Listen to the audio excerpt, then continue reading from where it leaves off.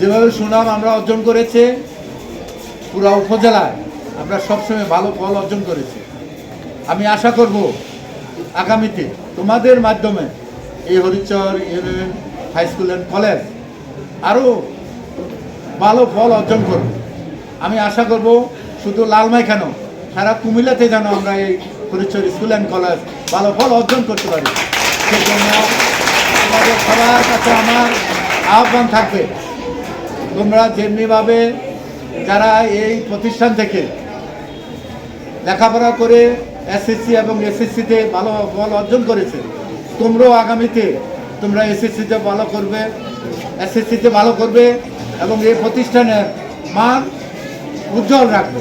আমাদের প্রতিষ্ঠানে যারা নবম শ্রেণীর ছাত্রছাত্রী আছে সকলের প্রতি আমার শুভেচ্ছা অভিনন্দন রইল।